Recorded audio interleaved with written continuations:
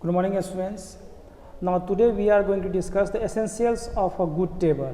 So in previous class we have seen the objectives of tabulation. Now today we will discuss essentials of good table, means the qualities, the properties that a good table should possess, that we are going to discuss. So let us see what are the essentials of a good table. A good table must possess the following characteristics. First one is attractive. A table should be attractive to draw the attention of readers. तो पहला सबसे जो आपको जो main हम लोग का जो मोटिव होना चाहिए वो ऐसा टेबल बनाए ताकि वो अट्रैक्टिव हो, ठीक है. सेकेंड है manageable size. The size of the table should be neither too big nor too small. और टेबल का जो साइज होना चाहिए वो बहुत ज़्यादा बड़ा नहीं होना चाहिए और ना तो बहुत छोटा होना चाहिए, ठीक है. बहुत ज़्यादा बड़ा होने से जो है ये रीडर को प्रॉब्लम हो सकता है उसको समझने में, उसको रीड करने में, या फिर उसमें एम्बिग्विटी आ सकता है. और जो बहुत ज़्यादा छोटा है तो वो भी आपको सही इन्फॉर्मेशन, आपको डिस्क्रिप्टिव इन्फॉर्मेशन नहीं दे पाता है. इसीलिए मैनेजेबल साइज होना चाहिए जिसको मैनेज किया जा सके. Third one is comparable. The facts should be arranged in a table as to make comparison between them easy, as comparison is one of the chief objectives of tabulation. Now जो आपको data जो उसमें arrange रहना चाहिए table में data को उस तरह से, फैक्ट्स को उस तरह से उसमें रखना है जिससे कि उसको इजीली जो है कंपेयर किया जा सके, वो जो कंपेरेबल हो, ऐसा जो है आपको डेटा को इस तरह से टेबल में आपको देना है. डेटा को इस तरह से आपको टेबल में अरेंज करना है, क्योंकि जो आपको मेन जो ऑब्जेक्टिव होता है आपका टेबुलेशन का, यानी कि डेटा को जो हम लोग फीड करते हैं टेबल में, उसका आपको एक जो मेन सबसे आपको इम्पोर्टेंट जो आपको क्वालिटी होना चाहिए टेबल का, वो होता है आपको कंपैरिजन. तो इसीलिए डेटा का कंपैरिजन जो है, चाहे वो कॉलम वाइज कर रहे हैं चाहे रोज वाइज कर रहे हैं, इस तरह से प्रेजेंट करना है ताकि आप डेटा को कंपेयर कर सके. So this therefore this is one of the most important essentials of a good table. Now next one is according to objective. Now objective के अनुसार a table should be according to the objective of statistical investigation. ऐसा नहीं है कि objective कुछ है और table में जो डेटा है वो कुछ और ही बता रहा है, ऐसा नहीं होना चाहिए. आपका जो ऑब्जेक्टिव है, जिस ऑब्जेक्टिव से आप टेबल को बना रहे हैं, आपका जो मोटिव है, जिस मोटिव से आप टेबल को बना रहे हैं, उसी से रिलेटेड आपको डेटा जो है टेबल में आपको शो करना है. उसी से रिलेटेड डेटा को टेबल में आपको अरेंज करना है, ना कि आपको जो यूज नहीं है, जो यूजलेस है, या फिर आपको डिफरेंट जो आपको डेटा है उसको. Next one is clarity. A table should be so planned as to make it easily understandable. ना जो टेबल में जो डेटा आना चाहिए उसमें क्लैरिटी रहना चाहिए, इतना क्लैरिटी रहना चाहिए कि डेटा को आसानी से समझा जा सके, ठीक है. डेटा को देखने के बाद रोज़ क्या शो करता है, कॉलम्स क्या शो करता है, या फिर टेबल क्या बताना चाहता है, वो इजीली जो है रीडर्स को पता चल सके. Readers can understand very easily. That is the clarity, that is the need of the clarity. Next is scientifically prepared. The table should be prepared in a systematic and logically manner. It should be free from all sorts of overlapping and ambiguities. Yes. Now ये scientifically आपको prepared रहना चाहिए table, ठीक है. इसमें जो आपको जो ऑर्डर होगा वो लॉजिकली आपको ऑर्डर रहेगा.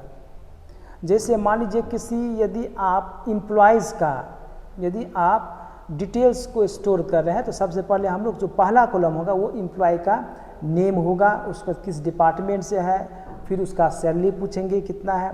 ये सब हम लोग, ऐसा नहीं कि पहले सैलरी लिखेंगे, पहला कॉलम में सैलरी देंगे और फिर जो है किस डिपार्टमेंट से, लास्ट में उसका नेम जो है लिखेंगे, ऐसा नहीं होता है. तो इसीलिए यही चीज़ को यहाँ बताया जा रहा है कि जो टेबल प्रिपेयर होगा वो आपको सिस्टमेटिक वे में होगा and that should be logically correct, ठीक है. लॉजिकली इनकरेक्ट नहीं रहना चाहिए. It should be free from all sorts of overlapping and ambiguities, ठीक है, यानी कि उसमें कोई किसी भी तरह का एम्बिग्विटीज नहीं रहना चाहिए, ठीक है, यानी कि अनक्लियर नहीं रहना चाहिए, आपको कॉम्प्लेक्स जो कि समझ में ना आता हो वैसा नहीं होना चाहिए, वो आपको क्लियर होना चाहिए। ओवरलैपिंग, सेम डेटा जो है आपको एक से ज़्यादा बार वहाँ पे आपको प्रेजेंट नहीं रहना चाहिए, ओवरलैप नहीं करना चाहिए डेटा एक से ज़्यादा कॉलम्स में। So these are some of the essential characteristics of a good table. No parts of table. Now next thing that we are going to discuss is parts of a table. Table में क्या क्या part होता है। पहला table number, इस table should be numbered for easy identification and further reference. हर एक table का एक नंबर होना चाहिए, table number 1, table number 2, table number 3, इस तरह से। सेकेंड है title, a suitable title should be given to every table according to the contents of a table. जब भी आप टेबल बनाइएगा तो उसका एक सुटेबल आप टाइटल दीजिएगा, और टाइटल जो है उसका कंटेंट से मैच करना चाहिए, यानी कि टाइटल को देखने से ही पता चल जाना चाहिए कि उस टेबल के अंदर में किस टाइप का डेटा है।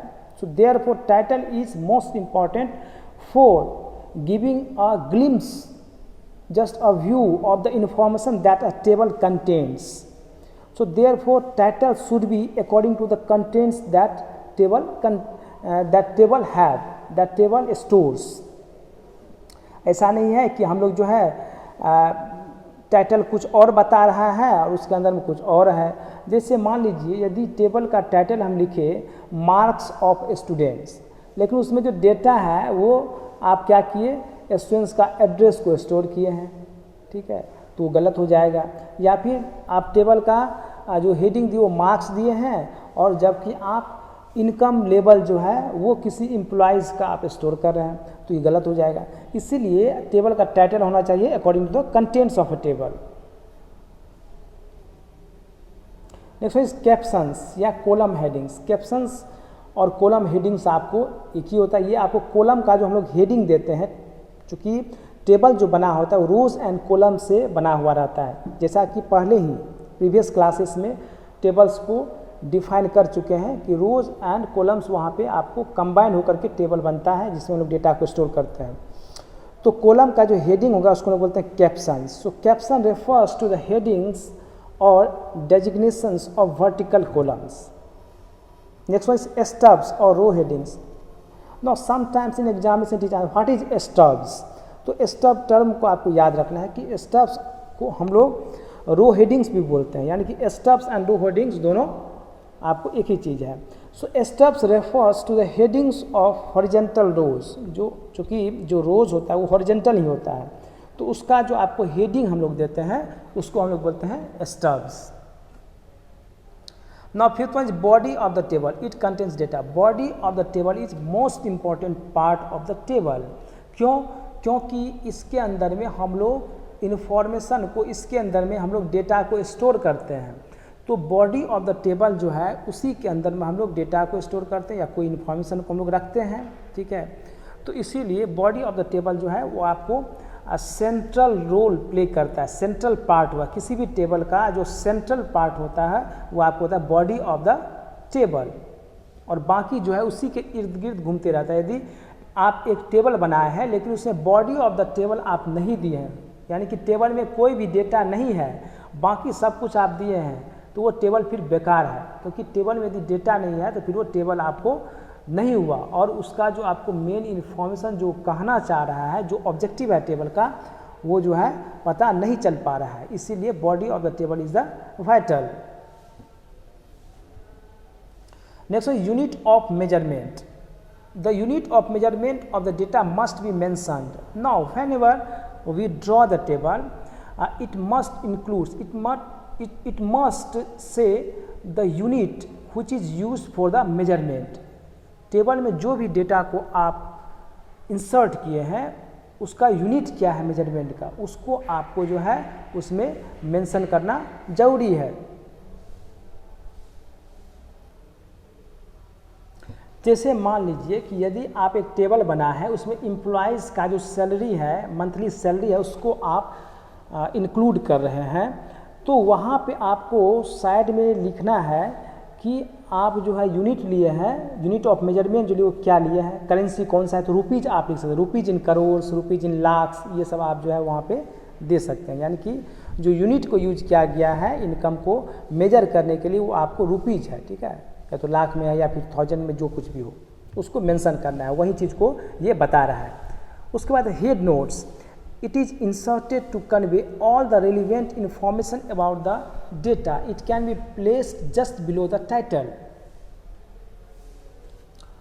जो आपको हेड नोट्स होता है ये आपको ऊपर में होता है, टेबल के ऊपर में होता है और टाइटल के जस्ट नीचे में होता है। ये आपको क्या बताता है?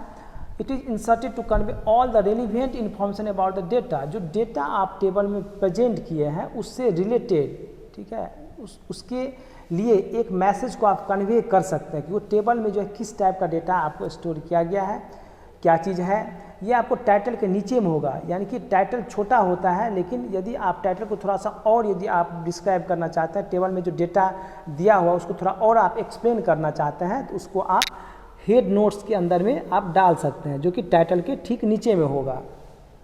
Next one is foot notes, it is the last part of the table. Foot notes जो है वो आपको टेबल का लास्ट पार्ट होता है और ये टेबल के नीचे में होता है। याद रखना कि हेड नोट्स जो है, चूँकि हेड वर्ड से ही हम लोग को पता चल रहा है, ये आपको ऊपर में रहेगा, और जो फुट नोट्स है वो आपको फुट यानी कि नीचे में रहेगा, आपका जो टेबल है उसके नीचे में होगा, below the table.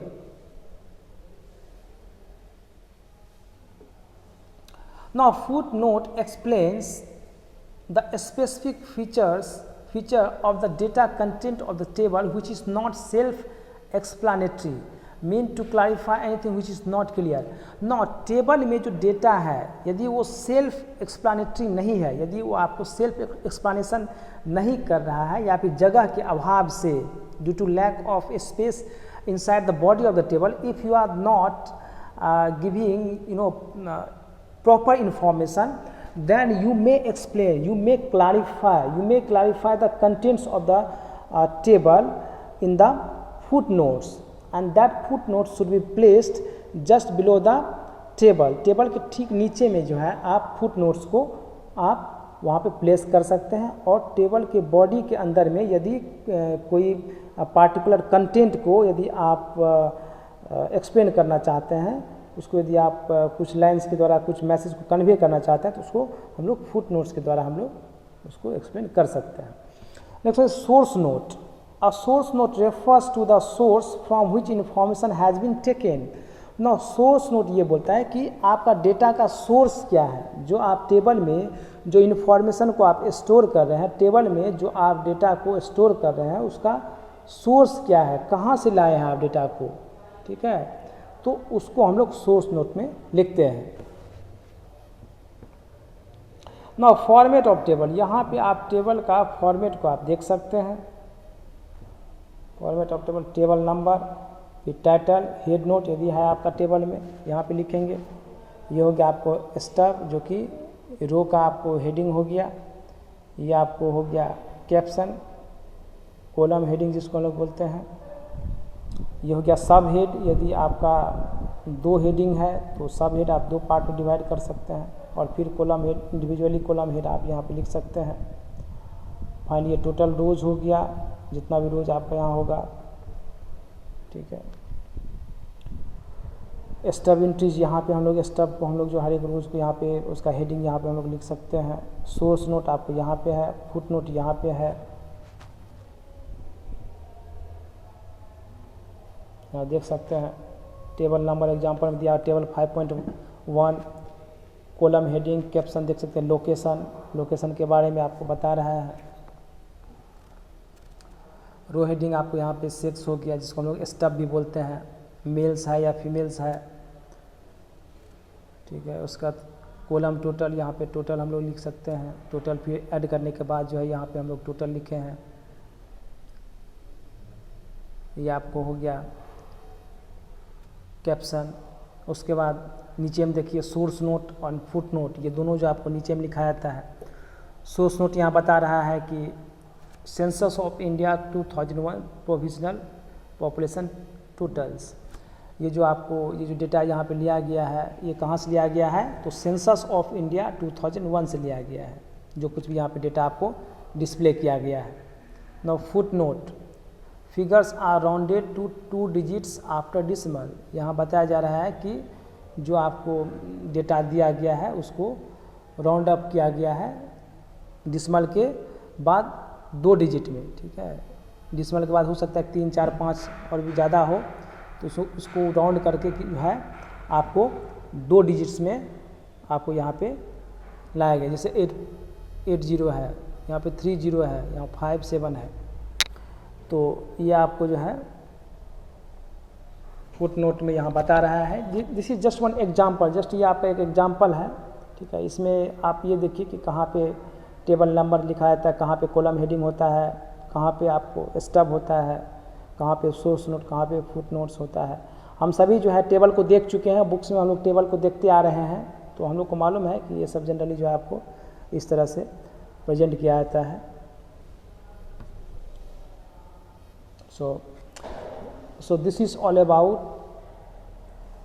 table, and today we have discussed the essentials of a good table and parts of table we have discussed today.